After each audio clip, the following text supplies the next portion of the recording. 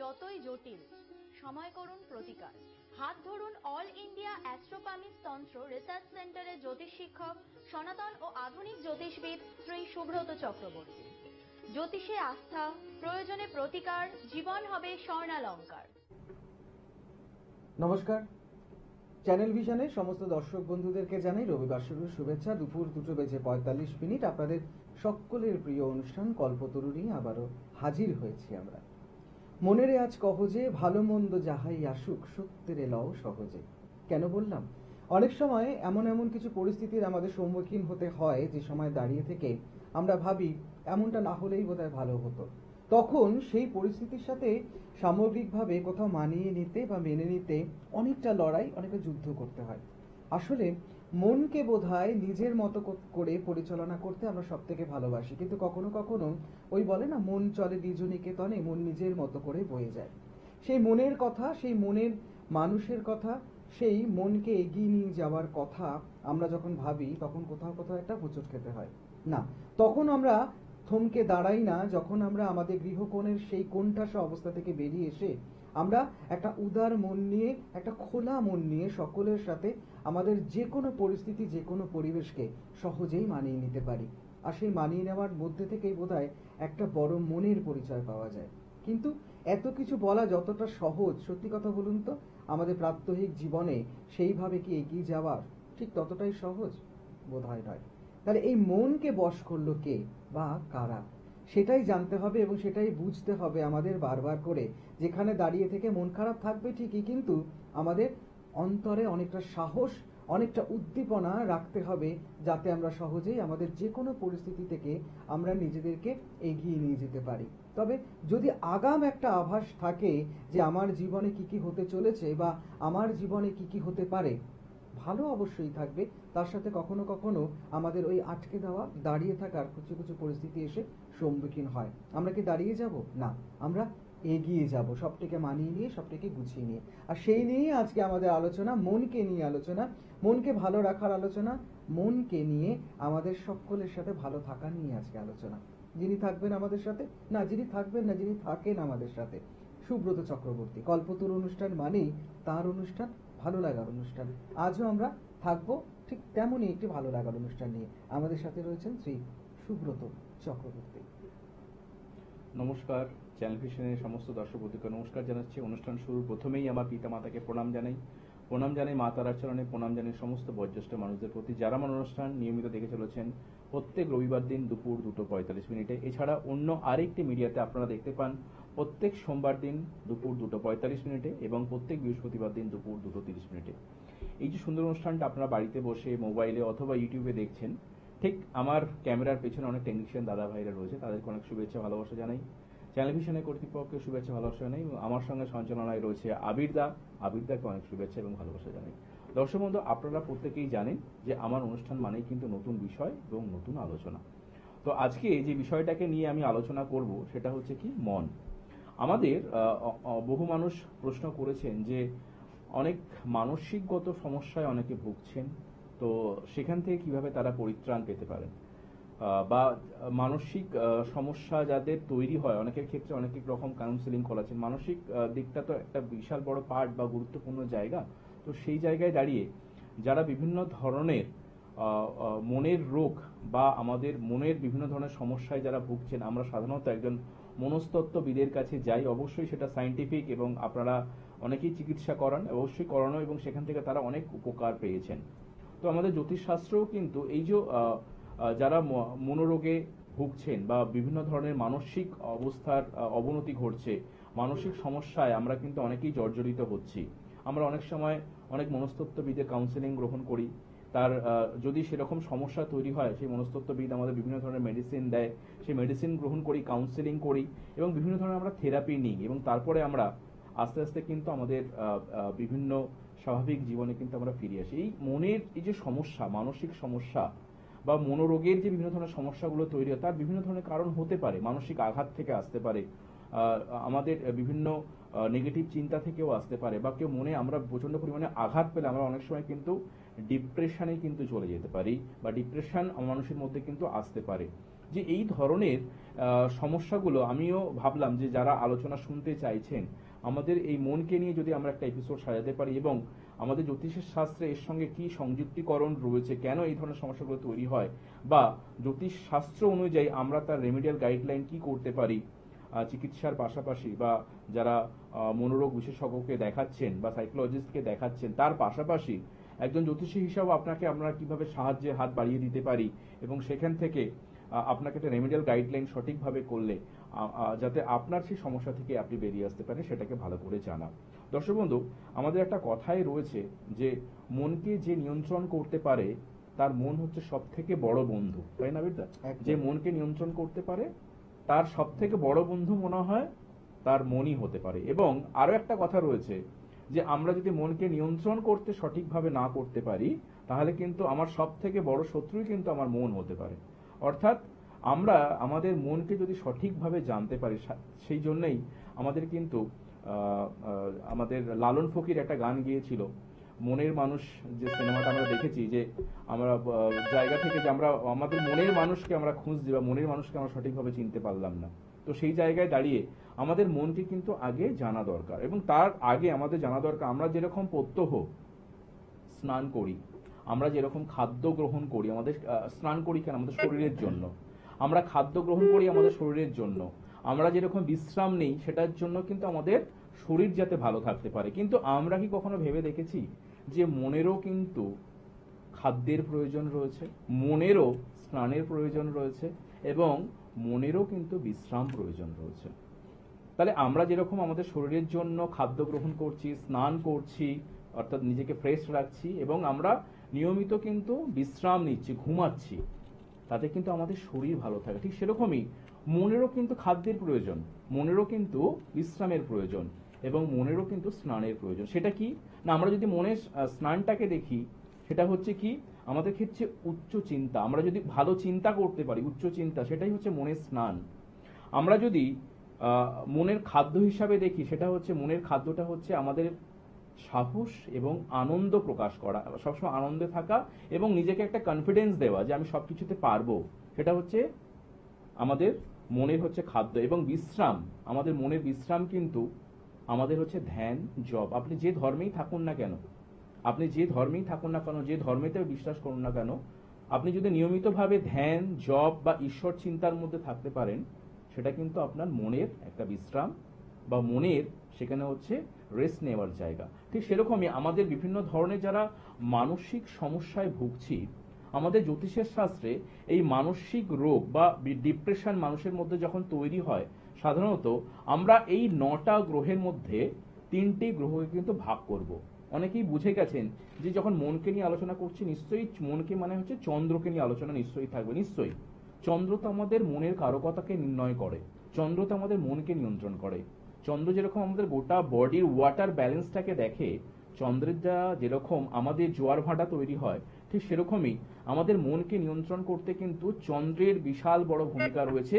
এবং জ্যোতিষশাস্ত্রের ভাষায় 80% কিন্তু নির্ণয় করে চন্দ্র। কিন্তু তার পাশাপাশি আমাদের জন্মছকে যদি বুধ এবং বৃহস্পতি আমাদের মনকে কিন্তু নিয়ন্ত্রণ করে, অর্থাৎ চন্দ্র, বুধ এবং বৃহস্পতি, এই চন্দ্র, বুধ এবং বৃহস্পতি কারো জন্মছকে কিছুভাবে যদি অশুভ অবস্থাতে থাকে বা দুস্থানগত অবস্থাতে দেখতে পাওয়া যায়, বা যদি কারো জন্মছকে দেখতে পাওয়া যায় যে চন্দ্র, বুধ অথবা বৃহস্পতির মহাদশা যাচ্ছে কিন্তু সেই চন্দ্র, বুধ, বৃহস্পতি অশুভ অবস্থাতে রয়েছে, তাহলে তার দশা, অন্তর্দশা এবং মহাদশায় বিভিন্ন ধরনের মানসিক সমস্যায় আপনাকে কিন্তু ভুগতে হতে পারে। এবং সেই পিরিয়ডটা পার্টিকুলার যদি দেখতে পাওয়া যায় তার নাক্ষত্রিকগত সংযোগ খুব অশুভ থাকে। সাধারণত যদি দেখতে পাওয়া যায় যে আপনার চন্দ্র, বুধ বা বৃহস্পতি কিছুভাবে অশুভ অবস্থাতে রয়েছে, কিন্তু সেই চন্দ্র, বুধ, বৃহস্পতি কি নক্ষত্র প্রাপ্ত হয়েছে, সেই নাক্ষত্রিক সংযোগ যদি সম্পূর্ণ চক্রমে কিছুভাবে ডিগ্রিগতভাবে অশুভ অবস্থাতে থাকে, তাহলে কিন্তু সেই নাক্ষত্রিক যোগের অন্তর্দশা যখন আসবে, অর্থাৎ আমি প্রথমেই বললাম চন্দ্র, বুধ, বৃহস্পতির মহাদশা, তার পাশাপাশি আমাদের কিন্তু আরো 9টি গ্রহের কিন্তু অন্তর্দশা যায়।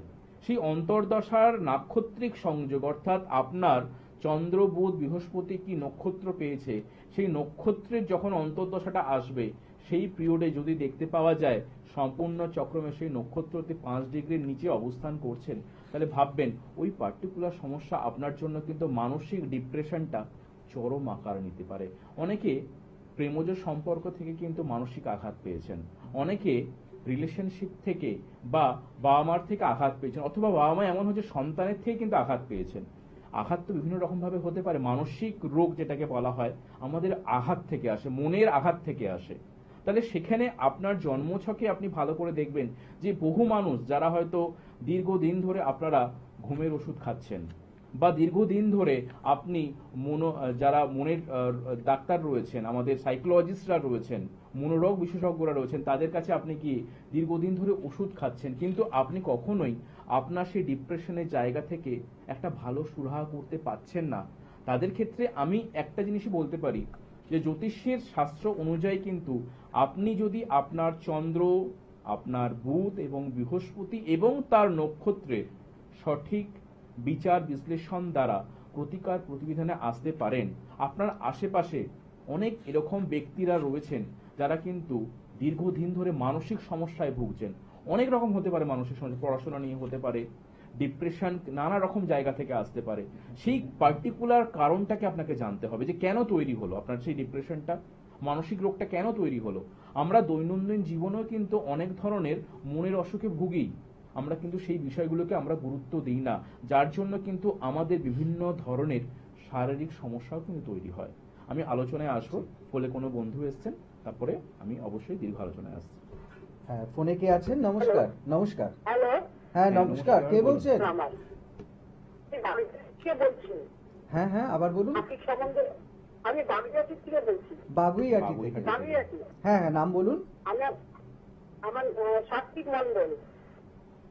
সাত্বিক মন্ডল, আচ্ছা। হ্যাঁ, আপনি ইয়ে বলুন, কার সম্বন্ধে জানবেন? আমার নামের সম্বন্ধেই জানবো। আচ্ছা, তার নাম আচ্ছা। সাত্বিক মন্ডল। নাতির নাম সাত্বিক মন্ডল, তাই তো? আচ্ছা, ওর ডেট অফ বার্থটা বলুন, Date of জন্ম birth। তারিখ, জন্ম সময়। 4/10/2000। 4 না 4/10/2000। 4/10/2000। আচ্ছা, জন্ম সময়? সময় 3:05 দুপুর। 3:05 দুপুর। দুপুর 3:05। জন্মস্থান কোথায় মাসিমা? জন্মস্থান? কলকাতা। আচ্ছা। জন্মস্থান কলকাতা। আচ্ছা, বেশ। আমার অনুষ্ঠান দেখেন? হ্যাঁ, দেখি অনুষ্ঠান দেখি। অনুষ্ঠান দেখেন? কিন্তু টেলিফোনেই প্রথমবার? হ্যাঁ, প্রথমবার। বেশ। আচ্ছা, তাহলে নাতির জন্মবারটা কি বুধবার ছিল? বুধবার। বেশ। লগ্ন হচ্ছে কুম্ভ লগ্ন, রাশি হচ্ছে ধনু রাশি, জানতেন? হ্যাঁ, এটা জানি। এটা জানতেন, আচ্ছা বেশ। আচ্ছা, কিছু জিনিস আমি একটু বলছি।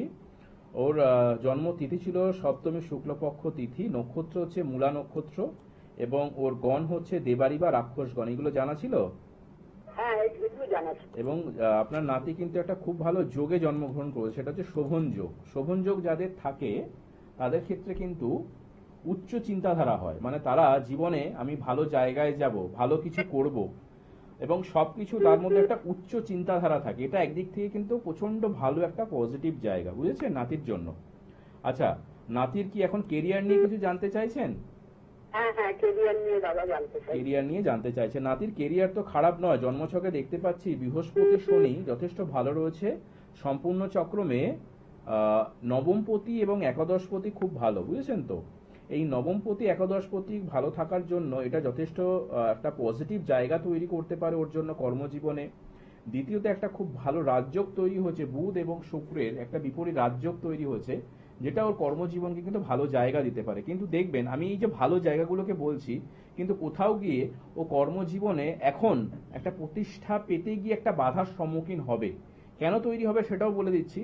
কারণ ওর জন্মছকে যদি আপনি দেখেন চন্দ্র এবং কেতু একই ঘরে অবস্থান করছে, এটাকে জ্যোতিষের ভাষায় বলা হয় গ্রহণ যোগ, ঠিক আছে। কিন্তু এই গ্রহণ যোগের প্রভাবটা বিশেষ করে ওর জন্মছকে দিচ্ছে দশম ভাবের ওপরে। ওর লগ্ন অনুযায়ী একাদশে চন্দ্রকেতু অবস্থান করছে, কিন্তু দশম ভাবের ওপর এই প্রভাবটা দেওয়ার জন্য ছেলেটির জন্মছক যথেষ্ট ভালো, কিন্তু ওর এখন কর্মযোগে কোথাও গিয়ে একটা বাধা প্রাপ্তি হতে পারে, বুঝতে পেরেছেন? সে- তাই হচ্ছে। সেরকম কি কিছু প্রবলেম হচ্ছে মাসিমা, একটু শেয়ার করুন আমাকে। হ্যাঁ, ও এক জায়গায় কাজ করছে। হুম হ্যাঁ, হুম ওখান থেকে কি বেরিয়ে আসতে পারবে? আচ্ছা, সেখান থেকে বেরিয়ে আসতে ভালো পারবে জায়গায় কি? পাবে কি? আচ্ছা দেখুন, আমি প্রথমেই যেটা বললাম, জন্মছকটা খুব ভালো, কর্মযোগ যথেষ্ট ভালোই রয়েছে, কিন্তু এই যে গ্রহণযোগটা যেহেতু দশম ভাবের উপর প্রভাব সৃষ্টি করছে, এই জন্য দেখা যাবে কি, ধরুন কোথাও যদি কাজকর্ম করে, সেখানে দেখবেন কিছুভাবে যারা আশেপাশের যারা কলিগ রয়েছে বা কোম্পানির সঙ্গে কিছু একটা প্রবলেম তৈরি হবে। এই প্রবলেম হওয়ার জন্য ওর মনে হবে যে আমি কাজ করে যেন আনন্দ পাচ্ছি না, বা সেখান থেকে যে স্যালারিটা পায়, মাইনেটা পায়, সেটাও যেন ওর মন মতো হচ্ছে না, কারণ ওর যোগ্যতা অনেক হাই ফাই, কিন্তু এখন যেখানে বর্তমানে কাজ করছে সেই কাজের জায়গায় কিন্তু ওর মনোসংযোগ বা ওর মনের মতো কাজটিই তো হয়নি। বুঝতে পারছেন তো? ও এখান থেকে বেরোতে চাইলেও কিন্তু বেরোতে পারবে না সহজে। বুঝতে পারলেন কি বললাম? ও বেরোতে চাইছে কিন্তু, হ্যাঁ বলুন বলুন, আপনি বলুন, আমি বলছি তারপর। বেরোতে পারবে না, বেরোতে পারবে না। বেরোতে পারছে না তো, আপনি তো দেখছেন, আপনি নাতিকে তো জিজ্ঞাসা করেছেন, তুই চেষ্টা করছিস কিন্তু বেরোতে পারছে না তো। হ্যাঁ, চেষ্টা করছে, কিন্তু বেরোতে কি সময়টা পারছে? বেরোতে পারবে এটাই না, মানে- বেরোতে পারবে না সহজে। আমি এটা বলে দিই যে ওর এই সময়টা একটু বলুন থাকতে এখন কোম্পানি যেখানে রয়েছে, ঠিক আছে? কারণ দশা অন্তর্দশা অনুযায়ী তো সবকিছু আমাদের কাজ করতে হয়। এখন হুট করে যদি ও কোম্পানিতে রিজাইন দিয়ে চলে যায়, তাহলে পরবর্তী ক্ষেত্রে অন্য কোম্পানিতে পেতেও তো সমস্যা হবে। ওকে বলবেন এখন যেহেতু মার্চ মাস যাচ্ছে, ইয়ার এন্ডিং হচ্ছে, তো ওকে বলুন আর 2 থেকে 1.5 মাস, মানে মোটামুটি 2 মাসের মতো একটু ওয়েট করতে, ঠিক আছে? মে মাসের পর থেকে ওর দশা অন্তর্দশাগতভাবে বিশেষ করে রবি, বৃহস্পতি এবং রাহুর ট্রানজিট কিছুটা নবাংশগতভাবে হবে। তখন দেখবেন দশম ভাবের এই যে চন্দ্রকেতু প্রভাবটা অনেকটা কমে যাবে। তখন মে মাসের পর থেকে ওর কর্মযোগ একটা ভালো তৈরি হবে। কিন্তু আপনাকে আমি বলে রাখি, আপনি যেহেতু ওর দিদা না কি হয়, ঠাকুমা আপনি হ্যাঁ হ্যাঁ হ্যাঁ হ্যাঁ, দিদা, হ্যাঁ। দিদা হন, তাহলে সেক্ষেত্রে ওর বাবা মাকে এবং আপনাকে আমি বলে রাখি, ওর দশম ভাবের ওপর এই যে চন্দ্রকেতুর একটা প্রভাব রয়েছে, ছেলেটির মধ্যে কিন্তু ট্যালেন্ট রয়েছে খুব ভালো। আপনার নাতির কিন্তু যথেষ্ট ট্যালেন্ট রয়েছে, শিক্ষাগত যোগ্যতা রয়েছে, কিন্তু ওর শিক্ষাগত যোগ্যতা অনুযায়ী এখন যেখানে কাজ করছে বা পরবর্তী ক্ষেত্রে কাজের ক্ষেত্রে কিন্তু সমস্যা দেখা দেবে। তো আমার মনে হয় এই চন্দ্রকেতুর যে দশমের উপর প্রভাবটা রয়েছে, তার যদি একটা সামান্য প্রতিবিধান করে রাখেন, আপনার নাতি আপনার যোগ্যতা অনুযায়ী ভালো কর্মযোগ পেতে পারে। আপনার নাতির মধ্যে একটা খামখেয়ানি পলা প্রচন্ড পরিমাণে থাকবে, নিজের মতো চলতে ভালোবাসবে, এবং ওর একটা নেগেটিভ ব্যাপার যেটা আমি বলে দিচ্ছি, ওর খাদ্যাভ্যাস কিন্তু খুব বাজে, অর্থাৎ বাইরের খাবার, যাতে কি হবে ভবিষ্যতের ক্ষেত্রে পেটের সমস্যায় কিন্তু ভুগতে পারে। এটাকে একটু আপনি গাইড করতে নেবেন, ঠিক আছে? বা ওর মা বাবাকে বলবেন এই বিষয়টাকে। আচ্ছা দাদা, একটা কথা জিজ্ঞেস করবো? বলুন বলুন। আচ্ছা, শনিটা কি ওর ভালো জায়গায় আছে? শনি ভালো জায়গাতেই রয়েছে, চিন্তার কিছু নেই, চতুর্থ স্থানে বকরি রয়েছে, কোনো অসুবিধা নেই। শনি ওর ক্ষেত্রে ভালো ফলই দেবে, আপনি একদম নিশ্চিন্ত থাকুন। ওর দশম ভাবের ওপর চন্দ্রকেতু প্রভাবের প্রতিকারটা করালে কর্মজীবন যথেষ্ট ভালো হবে। আর কোনো অসুবিধা হবে কোনো না? অসুবিধা নেই, ঢাইয়া তো কোনো করছে। অসুবিধা নেই, আপনি নিশ্চিন্তে থাকুন। ঢাইয়া নিয়ে ভয় পাওয়ার কিছু নেই, ঠিক আছে? আচ্ছা, ব্যাস, ঠিক আমি আছে, যেটুকু নমস্কার। বললাম, নাতিকে খেয়াল রাখবেন যে বাইরের খাবার দাবার না খায়, আর দশম ভাবের উপর চন্দ্রকেতু প্রভাবটাকে একটু কমানোর চেষ্টা করবেন, তাহলে দেখবেন কর্মজীবন নাতির খুব ভালো হচ্ছে, ঠিক আছে? আচ্ছা। আমি যেগুলো বললাম ভালো লাগলো বা সেগুলো মিললো? হ্যাঁ, খুব ভালো, খুব ভালো লাগলো, খুব ভালো লাগলো, যা বললেন তাই সবই ঠিক। একদম, ধন্যবাদ আপনাকে, ভালো থাকবেন। আচ্ছা, ঠিক। কথা বলতে বলতে যেটা মনে হলো, আমরা জানি অনেক কিছুই, কিন্তু আমরা যেটা হয় ঠিক মানে মনটাকে না ঠিক জায়গায় বসাতে পারি না মনে, মানে একদম। জব স্যাটিসফ্যাকশন নেই, এক ভীষণ একটা স্ট্রেসের মধ্যে যাচ্ছি। এই জায়গায় দাঁড়িয়ে থেকে আপনাদেরকে বলতে পারি, আপনারা যোগাযোগ করতেই পারেন আপনাদের যে কোনো ভালো লাগার মানুষ, কাছের মানুষের সাথে। যদি মনটাকে এক জায়গায় আনতে পারেন, তাহলে অবশ্যই সোমবার শ্যামবাজার, রবি এবং মঙ্গলবার গড়িয়া, মাসে 2 বুধবার বর্ধমান, দুর্গাপুর, এছাড়া বালিচক, এগরাতে আপনারা যোগাযোগ করতে। বৃহস্পতিবার নৈহাটি, ব্যারাকপুর, শুক্রবার পশ্চিম মেদিনীপুর টাউন, কেরানীটোলা, শনিবার দিন হাওড়া, বালি এবং নর্থ বেঙ্গলে। এবার থেকে আবার উত্তরবঙ্গে আপনারা পেয়ে যাবেন 8 থেকে 21 তারিখ মধ্যে রত্নভান্ডার জুয়েলার্স। আপনারা অবশ্যই ফোন করতে পারেন। আসলে মনটাকে ঠিক জায়গায় আনা, এত একদম। স্ট্রেসফুল একটা জীবন তো। আমাদের বর্তমান সময় আবির্দা যেটা হ্যাঁ। তৈরি হয় অনেকের ক্ষেত্রে, যে এই রিলেশনশিপ, আমাকে বলেছে দাদা এই যে মন নিয়ে আজকে আলোচনা করছেন, রিলেশনশিপ নিয়ে যে ব্রেকআপ তৈরি হয়, সেখান থেকে তো একটা মানসিক আঘাত অনেকে পান, এবং একদম। এখান থেকে মানসিক আঘাত পেয়ে অনেকে অনেক দিন হয়তো যারা হয়তো সাইকিয়াট্রিস্ট দেখিয়ে ওষুধ খাচ্ছেন বা বিভিন্ন ধরনের সমস্যায় ভুগছেন।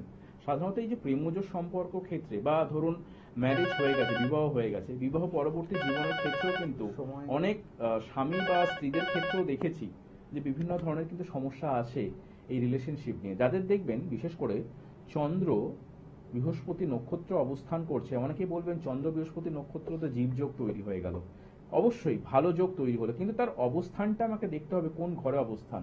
যদি দেখতে পাওয়া যায় ন্যাটাল চার্টে চন্দ্র বৃহস্পতির সংযোগ তৈরি হয়েছে কিছুভাবে, কিন্তু সম্পূর্ণ চক্রমে এই চন্দ্র বৃহস্পতির উপর যদি কিছুভাবে রাহু দৃষ্টি করে দেয়, অর্থাৎ এই শুভ যোগটার উপর রাহুর প্রভাব আপনার ক্ষেত্রে কিন্তু মানসিক একটা ডিপ্রেশনে এনে দিতে পারে। এবং কোন পিরিয়ডে আনবে, বিশেষ করে যখন আনবে চন্দ্র বৃহস্পতি বা রাহুর মহাদশা যাবে বা অন্তর্দশা যাবে, সেই সময়টা আপনাকে কিন্তু মানসিক আঘাত প্রচন্ড পরিমাণে দিতে পারে। যাদের চন্দ্র বিশেষ করে লগ্ন থেকে চতুর্থ অবস্থান করছে এবং বিশেষ করে বৃহস্পতি যদি দ্বাদশে থাকে, তারা কিন্তু সাবধান হবেন আপনার প্রেমজ সম্পর্ক নিয়ে। সেখান থেকে কিন্তু বারবার আঘাত আসবে এবং কিন্তু আপনি মানসিক রোগে দীর্ঘদিন ভুগতে পারেন। যাদের ক্ষেত্রে বুধ ষষ্ঠে অবস্থান করছে এবং রাহু বুধের সঙ্গে একত্রীকরণ হচ্ছে বা এক ঘরে অবস্থান করছে, বা নবাংশ চার্টে নবমের সঙ্গে বুধের সংযোগ হয়েছে, অথবা নবম থেকে যেখানে রাহু বসছে তার নবম স্থানে বুধ অবস্থান করছেন, তারা কিন্তু মারাত্মক পরিমাণে প্রেমজ সম্পর্ক, দাম্পত্য সম্পর্ক নিয়ে কিন্তু মানসিক আঘাত প্রচন্ড পেতে পারেন এবং তাদের ডিপ্রেশন দীর্ঘদিন ধরে কিন্তু চলতে পারে। ফোনে কোনো বন্ধু এসেছে? হ্যাঁ, ফোনে কে আছেন? সময় খুব অল্প। নমস্কার, বলুন। কে বলছেন, কোথা থেকে বলছেন? দাদা গিরিশ পাক থেকে বলছি। গিরিশ পাক থেকে। নাম? রাজেন দাস। রাজেন দাস। জন্ম সময়? 18/8/84।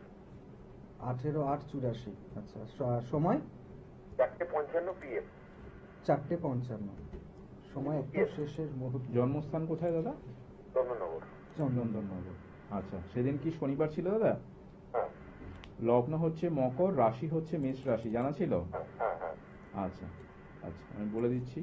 আপনি কি কর্ম নিয়ে কিছু জানতে চাইছেন?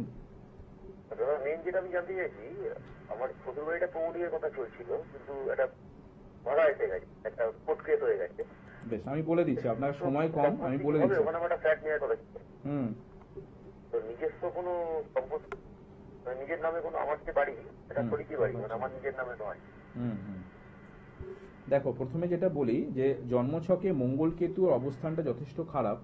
আমরা সাধারণত এই জমি সংক্রান্ত বিষয় নিয়ে আমরা বলি চতুর্থ ভাব। তোমার জন্মছকগতভাবে চতুর্থে চন্দ্র অবস্থান করছে, কিন্তু সম্পূর্ণ চক্রমে এই জায়গাটা একটা ভালো সাইন। ভবিষ্যতের ক্ষেত্রে যে জমি সংক্রান্ত বিষয়টা বলছো সেটা কিন্তু মিটে যাবে, খুব একটা মানে প্রবলেমেটিক আমি দেখতে পাচ্ছি না। ঠিক আছে? হ্যালো, শুনতে পাচ্ছেন? হ্যাঁ শুনছি শুনছি। হ্যাঁ, আপনার এই বিষয়টা কিন্তু সমস্যা যে দীর্ঘদিন ধরে চলবে সেরকম কোনো কিছু বিষয় নেই। আপনার এই জমি সংক্রান্ত প্রবলেমটা কিন্তু মিটে যাবে। ঠিক আছে? কিন্তু আপনাকে আমি একটা জিনিস এখানে বলে রাখবো, যেহেতু আপনার জন্মছকে বুধ রেট্রোগ্রেড রয়েছে এবং পূর্ব ফাল্গুনী শুক্রের নক্ষত্র অবস্থান করছে, এইটা আপনাকে কিন্তু কিছু ক্ষেত্রে হয়তো মিটে যাওয়ার পরবর্তী ক্ষেত্রেও কিন্তু মানে ফ্ল্যাট নিয়ে বা যাই নিয়ে কিন্তু একটা ভোগান্তি হতে পারে। বুঝতে পেরেছেন? তো যদি পারেন আপনি একটুখানি। হ্যাঁ বলুন। কোর্ট কেস হয়ে গেছে। হ্যাঁ, আমি বললাম তো যে আপনার ভোগান্তির জায়গা খুব যে বেশি রয়েছে তা নয়। আপনি যে কোর্ট কেস হয়ে রয়েছে সেটা আপনি মিটিয়ে ফেলবেন, কিন্তু প্রমোটারকে দেয় তো প্রমোটার বলছি এবছর সলভ হয়ে যাবে, তো এটা কি পঁচিশের মধ্যে সলভ হওয়ার? আমি আপনাকে সেটাই বলছি, আপনি ভালো করে একটু শুনুন। আপনি বুধের প্রতিকারটা করিয়ে রাখবেন, আপনার প্রবলেম সলভ হয়ে যাবে। কিন্তু প্রবলেমটা সলভ হওয়ার পর আবার ঘুরে আসতে পারে, যেহেতু রেট্রোগ্রেড বুধ রয়েছে পূর্ব ফাল্গুনী শুক্রের নক্ষত্রে, তার ডিগ্রিটা যথেষ্ট কম। এই ডিগ্রিটা কম থাকার জন্য আপনার কোর্ট কেস বলুন, জমি সংক্রান্ত বিষয় বলুন, ঝামেলা আপনাকে দেবে, কিন্তু আপনি ঝামেলা থেকে মুক্তি পাবেন। এই মুক্তি পাওয়ার পর মানুষ কি হয়, একটা ঝামেলা থেকে যখন মুক্তি পায়, আবার যখন সেই ঝামেলায় জড়িয়ে পড়ে তখন তার মনে হয় যেন আমার আর ভাল লাগছে না। তো সেই ঝামেলাটা মুক্তি পাওয়ার পর আবার যাতে ঝামেলা শুরু না হয়, তাই জন্য বুধের প্রতিকার বা রেট্রোগ্রেড বা বক্রী যে বুধ রয়েছে তার প্রতিকারটা একটু করিয়ে রাখবেন, তাহলে দেখবেন আপনি অনেক ভালো থাকবেন। ঠিক আছে? নিজের বাড়িটা কি হওয়ার কোনো সম্ভাবনা আছে? হ্যাঁ দাদা, নিজের বাড়িটা আমার নিজের শরিকি বাড়ি, ওটা কি আমার কোনো নিজের নামে কিছু হওয়ার সম্ভাবনা আছে? একদম রয়েছে, একদম রয়েছে। আপনি পারলে বুধের প্রতিকারটা একটু করিয়ে নেবেন, আর যদি মনে হয় ডিটেলস জানবেন আমার অনুষ্ঠানের পরে একটা ফোন করিয়ে নেবেন। ঠিক আছে? হ্যাঁ, সময় আমি একদম। আপনার সাথে যোগাযোগ করবো। হ্যাঁ, নিশ্চয়ই নিশ্চয়ই। সময় একদম শেষ। আপনারা সরাসরি ফোন করতে পারেন 9831707005 এর কলেজ নাম্বার যাচ্ছে, সেখান থেকে। অবশ্যই আজকে একেবারে সময় শেষ। একদম কি সময় নেই? আচ্ছা, যাই হোক, আজকে আমরা অনুষ্ঠান হয়তো শেষ করব। দেখো, যাওয়ার আগে একটা জিনিসই বলা, এই যে মানসিক রোগে যারা ভুগছেন, যারা দীর্ঘদিন বিভিন্ন ডিপ্রেশনে রয়েছেন, প্রেমজ সম্পর্ক হতে পারে, কর্মজ যোগ নিয়ে হতে পারে, আর্থিক জায়গা নিয়ে হতে পারে, এমনও হতে পারে শরীর স্বাস্থ্যগতভাবে। তো এই যে মানসিক রোগ বা ডিপ্রেশন তৈরি হচ্ছে আপনার জন্মছকে, যেটা বললাম চন্দ্র বুধ বৃহস্পতি কিভাবে রয়েছে, তার নাক্ষত্রিক সংযোগ কি, সেই নক্ষত্র সম্পূর্ণ চক্রমে ডিগ্রিগতভাবে 5 ডিগ্রির নিচে রয়েছে কিনা সেটাকে আইডেন্টিফাই করুন। এই আইডেন্টিফাইটা যদি সঠিক হয়ে থাকে, তার যদি সঠিক প্রতিকার প্রতিবিধান করা যায়, আপনি দীর্ঘদিন হয়তো মানসিক রোগের ওষুধ খাচ্ছেন, ডাক্তার দেখাচ্ছেন, সেখান থেকে সুরাহা পাচ্ছেন না, জ্যোতিষগতভাবে তার প্রতিকার করলে আপনি সেখান থেকে খুব ভালো রাস্তা পেতে পারেন। আজকে সময় নেই, নেক্সট এপিসোডে হয়তো নতুন কোনো বিষয় নিয়ে আপনাদের সামনে আবার উপস্থিত হব। সবাই ভালো থাকবেন, নমস্কার।